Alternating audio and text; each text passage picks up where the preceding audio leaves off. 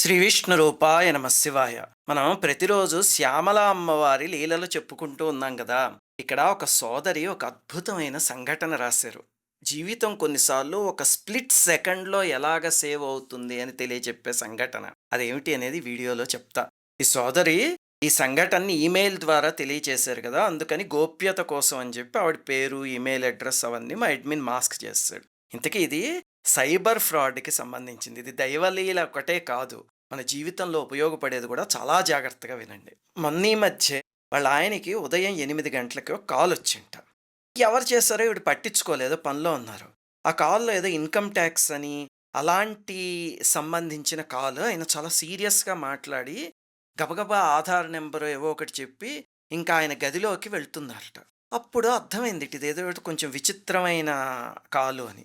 ఇంతకీ జరిగిందేమిటంటే, ఆ కాల్‌లో అవతల పక్కన ఉన్నవాళ్ళు మీ ఆధార్ కార్డ్ బేస్ చేసుకొని చాలా సిమ్ కార్డ్స్ కొనేసుకున్నారు చాలామంది.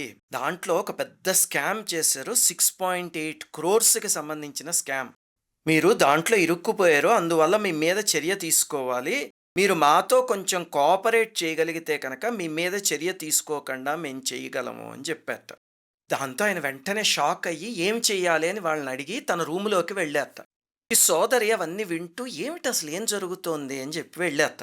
ఇంతకీ చూడండి, ఎప్పుడైనా ఎవరైనా ఫ్రాడ్ చేయదలుచుకున్నా, లేకపోతే పిక్ పాకెటింగ్ చేయదలుచుకున్నా, మన ఎదురుగుండా ఒక దిగ్భ్రాంతకరమైన సంఘటనని సృష్టిస్తారు. దాని నుంచి మనం తేరుకునే లోపు వాళ్ళు చేయాల్సిన మోసం చేసేస్తారు. పిక్ పాకెటర్స్ కూడా చూడండి, ఎక్కడైనా బయటికి వెళ్తే ఇలా గుద్దినట్టో, ఏదో చిన్న గొడవ పడినట్టో చేస్తారు.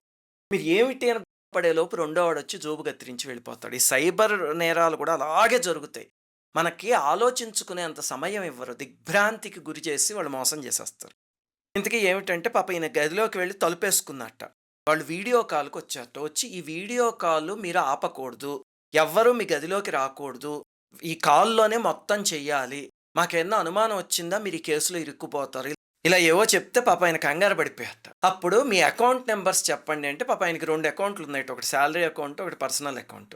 ఆ 2 అకౌంట్ నంబర్లు సరే ఇప్పుడు మొట్టమొదట ఇందులో ఉన్న మనీ అంతా ఇందులోకి ట్రాన్స్‌ఫర్ చేయండి అని చెప్పి అవతల వైపు ముగ్గురు వీడియో కాల్‌లోకొచ్చి చాలా కన్‌ఫ్యూజ్ చేసి ఏవో చేయిస్తున్నారట. ఈ సోదరి బయట నుంచి చూస్తున్నారట. అది తలుపేసేసుంది కానీ గమనిస్తున్నారట.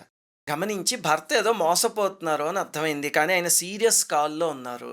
దాంతో వెంటనే శ్యామల అమ్మవారికి నమస్కారం చేశారట. తల్లి ఏదో ఒక స్కామ్‌లో చిక్కుకుంటున్నారు అని అర్థమవుతోంది. కానీ అది నేనేం చేయగలనో తెలియదు.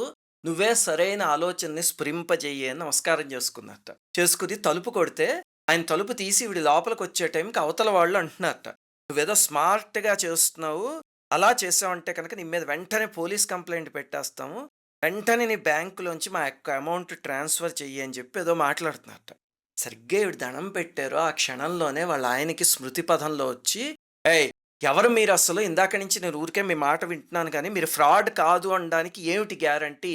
ఎందుకు నన్ను ఇవన్నీ అడుగుతున్నారు" అని చెప్పి టోన్ పెంచి డబాయించి అడగడం మొదలుపెట్టేసరికి వెంటనే ఆ వీడియో కాల్‌లో ఉన్నవాళ్ళు కాస్త బయటికెళ్ళిపోయారట. చూడండి, ఒకే క్షణం తేడా. సైబర్ నేరాలన్నీ ఇలాగే జరుగుతాయి. మనని కంగారు పెట్టి ఏదో పోలీస్ కంప్లెయింట్ అని, ఇదని, అదని చెప్పి మోసం చేసి డబ్బులు లాగేస్తూ ఉంటారు ఈ సైబర్ నేరగాళ్ళందరూ.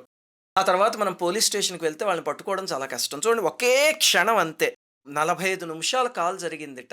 ఆ ఒక్క క్షణం డిలే అయ్యుంటే మొత్తం పోయేవి డబ్బులన్నీ అంతే. భగవద్గీతలో స్వామి చెప్తాడు, "సర్వస్య చాహం హృది సన్నివిష్టో మత్తస్మృతిర్ జ్ఞానమపోహనంచ" అని. అంటే నేనే ఎవ్వరి మనస్సులో అయినా ఉండి వాళ్ళకేదైనా స్ఫురింపజేయాలన్నా, మర్చిపోవాలన్నా, జ్ఞాపకం చేయాలన్నా అన్నీ నేనే చేస్తూ ఉంటాను అంటాడు స్వామి.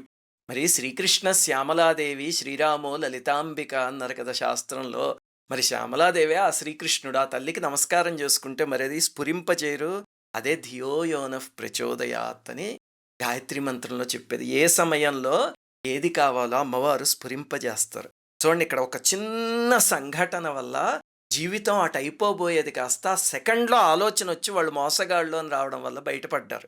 ఇది కేవలం శ్యామల అమ్మవారి లీల కోసమే చెప్పట్లేదు. సైబర్ నేరాలు కూడా ఇలాగే జరుగుతాయి. మీకెవ్వరైనా ఇలా కంగారు పెడుతున్నారంటే, దీన్ని బాగా మైండ్‌ని ట్రైన్ చేయండి. వెంటనే సస్పెక్ట్ చేసేలాగా వాళ్ళని. అదొచ్చింది అంటే మిమ్మల్ని చాలా వరకు మోసం చేయలేరు. అలాగే ఈ సోదరి ఇంకొక విషయం రాస్తున్నారు. గతంలో నవరాత్రులు చేసుకున్నారు. కానీ ఈసారి చేద్దామా వద్దా అని డైలమాలో పడ్డారట. ఎందుకంటే ఈ పాషండులు కొంతమంది చేరి అమ్మవారంటే క్షుద్రదేవత, పూజించేరా నాశనం అయిపోతారు అన్నట్టు అమ్మవారిని కూడా చూడకుండా ఆవిడ మీద కూడా దుష్ప్రచారం చేస్తున్నారు. ఇలాంటి దుష్ప్రచారాలకి ఎప్పుడూ లొంగకండి. మనం చేస్తున్నది అమ్మవారి దండకము, షోడశోపచార పూజ, స్తుతి. ఇవి 3 ఎవ్వరైనా చేసుకోవచ్చు చిన్న పిల్లలతో సహా. ఇవి చెయ్యకూడదు అని ఎవరైనా అన్నారు అంటే మొట్టమొదట ఈ 3 చెయ్యకూడదని శాస్త్రంలో ఎక్కడుంది చూపించు, ఆ శ్లోకం చూపించు అని డిమాండ్ చేసి అడగండి. అలాగే ఇంకొక మాట అడగండి. నువ్వెప్పుడైనా శ్యామలాదేవిని పూజించావా? పూజించకపోతే నువ్వు ఉపాసన చేయకుండా అసలు ఆ దేవత గురించి ఎందుకు మాట్లాడుతున్నావు అని తిరగేసి అడగండి. లేకపోతే జనాన్ని సాధనా మార్గంలోంచి తప్పుదారి పట్టించే శక్తులు బోళ్ళన్నుంటాయి. గుర్తుపెట్టుకోండి, ఏ దేవతనైనా, లలితమ్మవారినైనా, శ్యామలాదేవినైనా, ఏ దేవతనైనా వామాచారంతో ఆరాధించే పద్ధతులున్నాయి. వాటి జోలికి మనం పొరపాటున కూడా వెళ్ళకూడదు. అవి మాంత్రికులు చేసుకునే పద్ధతులు. అంతేకాని సాత్వికంగా అయితే లలితమ్మనైనా, శ్యామలాదేవినైనా, వారాహిదేవినైనా, ఏ అమ్మవారినైనా సాత్వికమైన మార్గంలో పూజించుకోవచ్చు ప్రతి ఒక్కళ్ళు. మన ఛానల్లో ఇచ్చిన అమ్మవారి పూజ సాత్వికమైనది. అది ఎవ్వరైనా చేసుకోవచ్చు. గృహస్థులైనా, బ్రహ్మచారులైనా ఎవ్వరైనా. ఆ సందేహం ఏం పెట్టుకోకుండా అందరూ అమ్మవారిని పూజించి ఆ తల్లి అనుగ్రహానికి పాత్రులు కండి. శ్రీమాత్రే నమః. అందరికీ నమస్కారం. మన ఆధ్యాత్మిక వీడియోల్ని 3 ఛానల్స్గా విభజించాం. 3 ఛానల్స్కి సబ్స్క్రైబ్ చేసుకొని పక్కనే ఉన్న బెల్ ఐకాన్ని క్లిక్ చేయండి.